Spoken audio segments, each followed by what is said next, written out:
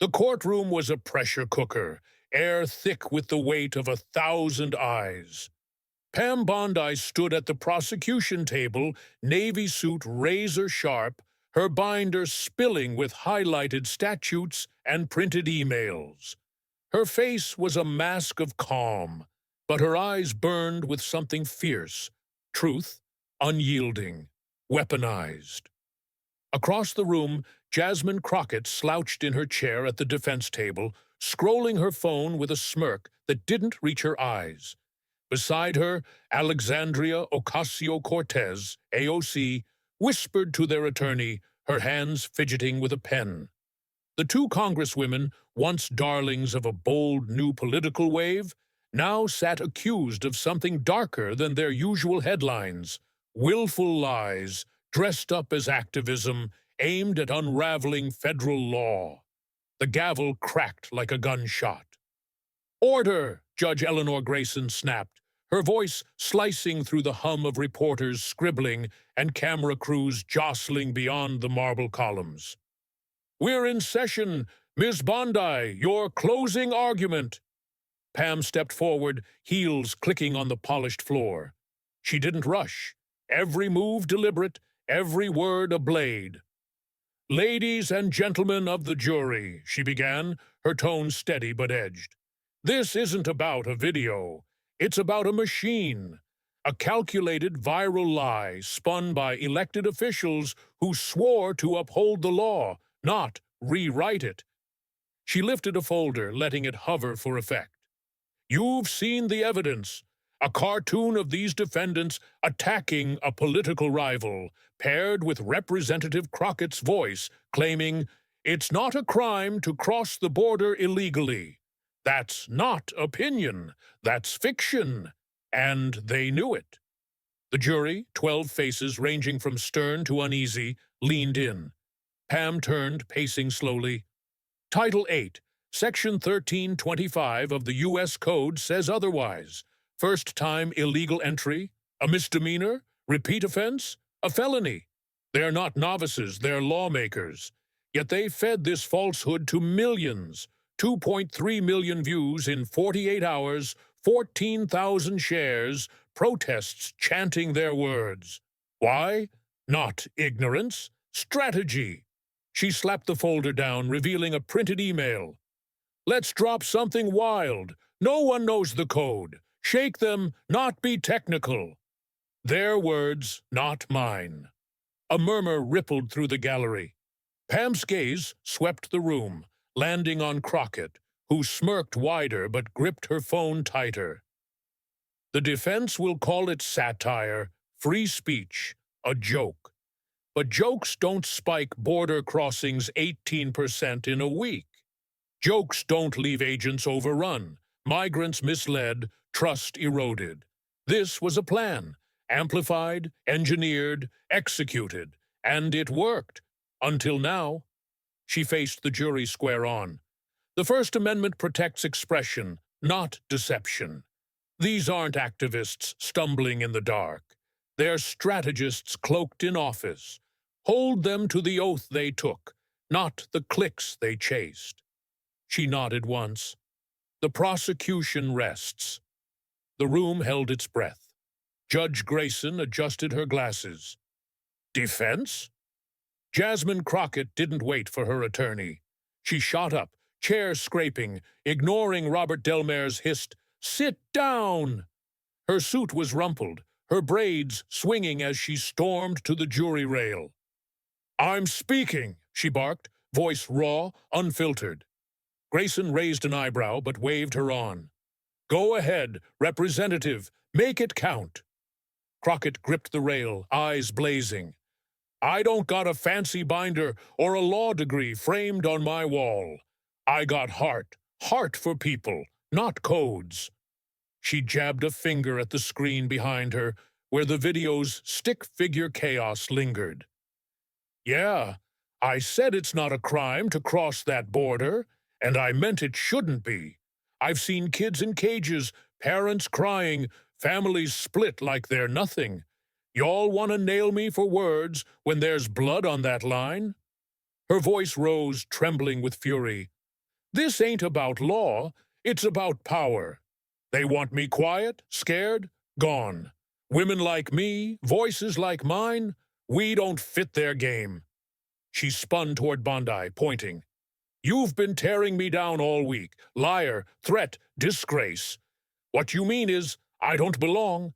But I'm here, and I'm loud, and I'll keep fighting for what's right, messy or not. The gallery buzzed. Some nodded, others scowled. Crockett turned back to the jury, hands slamming wood. Convict me if you want a world where tweets are crimes and truth bends to suits like her. But if you think people deserve a voice, even one that stumbles, then you know what's just. She dropped into her seat, arms crossed, chest heaving. AOC sat silent beside her, pen still, face pale. Bondi didn't flinch. Her calm was a wall, uncracked. Grayson let the silence stretch, then said, Court recesses. Jury, deliberations start now. The gavel fell. The courthouse steps erupted. Protesters clashed, signs waving, truth over clicks versus free Crockett. News vans choked the street, anchors shouting into mics. Crockett's rogue stand, defiant or desperate. Social media split wide open, liberty law. Bondi's closing was a kill shot. Lies don't get a pass. Civic Pulse? This is a gag order on progressives, plain and simple. Inside, Pam retreated to her chamber, her team buzzing with updates, view counts, border stats, public reactions. She waved them off, flipping through her notes. She hadn't yelled, hadn't sneered. She'd laid out the gears of the lie, emails, analytics, intent, and let them grind. Crockett's outburst? Noise. The jury would see through it, she was sure. In the jury room, 12 strangers sat around a bare table, coffee steaming. Carl, the foreman, a wiry electrician with tired eyes, spoke first. So, what's it come to? Lying about the law for a cause or for clout. A retired teacher, Linda, tapped the table. She knew. Those emails, shake them, not technical. That's no slip. It's a script. She's fighting for people, countered Maya, a nurse with a soft voice. Doesn't that count? She didn't hurt anyone. Border Patrol says different, grunted Tom, a contractor, arms crossed. That video lit a match. Crossings spiked. Agents stretched thin. That's harm. The room split. Half saw a crusader, half a con. Hours dragged, coffee went cold. Crockett's plea echoed, fierce but frayed. Bondi's evidence loomed, hard, cold, stacked. The verdict drops. The courtroom reconvened, air taut as a wire. No whispers, no rustling, just silence, heavy and sharp. The jurors filed in, faces blank, carrying a weight that pressed the room flat. Pam stood, hands clasped, her calm a quiet storm. Crockett drummed her fingers, eyes locked on the jury. AOC sat still, a shadow beside her. Grayson peered over her glasses. Has the jury reached a verdict? Carl rose, voice steady. We have. He handed the paper to the bailiff, who passed it to the judge. She unfolded it, read, then spoke, each word a hammer. In the matter of United States versus Representative Jasmine Crockett, on the count of willful public misrepresentation of federal criminal law, we find the defendant guilty. A gasp punched the silence. On the count of conspiring to disseminate deliberate misinformation for political gain, we find the defendant guilty. Crockett's fingers stopped, her jaw locked, eyes burning, but she didn't move. AOC's head dipped, hands clenching the pen. The gallery erupted, whispers swelling to chaos. Bondi exhaled once, a flicker of triumph in her steel gaze. Grayson raised a hand. Quiet. Sentencing will follow. Representative Ocasio-Cortez's role, while noted, isn't a conviction here. It's referred to the House Ethics Committee. She scanned the room. This wasn't about politics or silencing anyone. It was about truth versus power. The jury chose truth. The gavel cracked. The world shifts outside. The steps became a battlefield. Protesters roared. Cameras swarmed. Headlines blazed. Crockett guilty. Landmark accountability win. And Bondi breaks the meme machine. Her closing clip hit 22 million views by nightfall. No edits. Just a prosecutor tearing down a lie, step by step. Commentators scrambled. CNN. This redefines political speech. Precision matters now. Fox. Lying's got a price tag. Finally. In Congress, panic spread like wildfire. Staffers scrubbed old posts. Lawmakers called lawyers. Speechwriters cracked open legal codes. The House Ethics Committee pounced, censuring AOC within days for reckless disregard for legal accuracy. She fired back in a live stream. This is a hit job, not justice. But her next post cited statutes line by line. The lesson stuck. Crockett faced 18 months probation, a hefty fine, and a forced retraction. Her apology video, stiff and pre-written, barely broke 100,000 views. She stood before a shaky tripod in her office, eyes darting off screen as she read, "I respect the court's decision and regret any confusion caused by my statements." The words sounded hollow, rehearsed, a far cry from the firebrand who'd once rallied crowds with a single tweet. She told reporters outside her home, "I'll keep fighting." Her voice firm but her eyes distant, shadowed by exhaustion. The spark was dim, flickering, not gone, but buried under the weight of a verdict that had stripped her armor bare.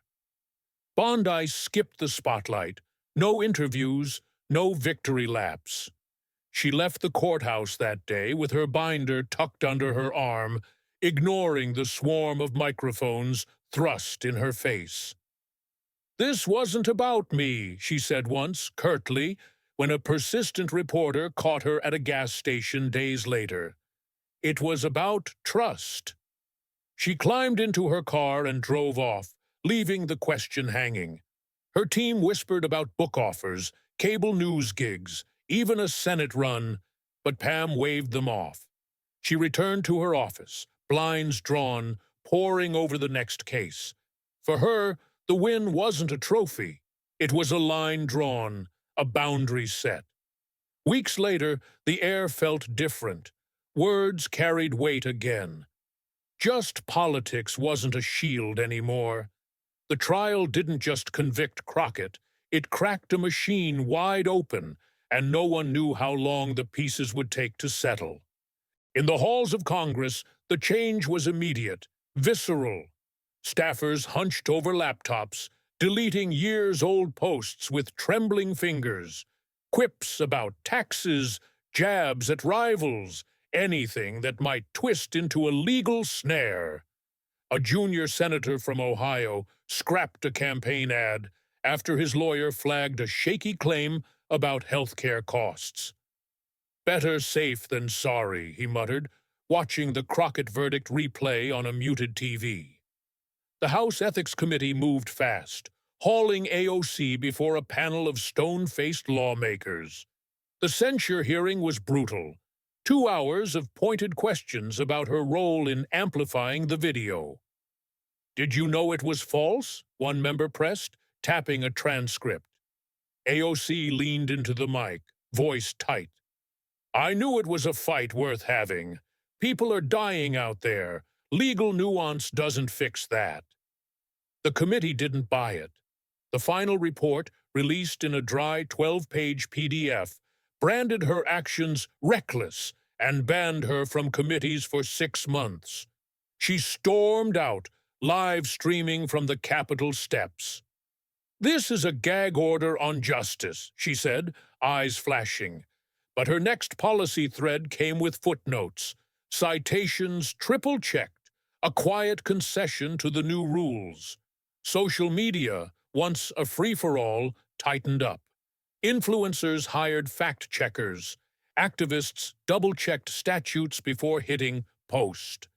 The video that started it all, those stick-figure avatars and Crockett's bold claim, faded from feeds, replaced by muted debates about accountability.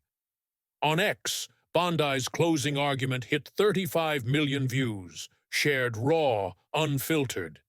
She didn't just win a case, she reset the game. One top comment read, pinned with thousands of likes. Another, Crockett fought for us, but she played too loose. Truth's not optional. Protesters lingered outside the courthouse for days, their chants softening into murmurs.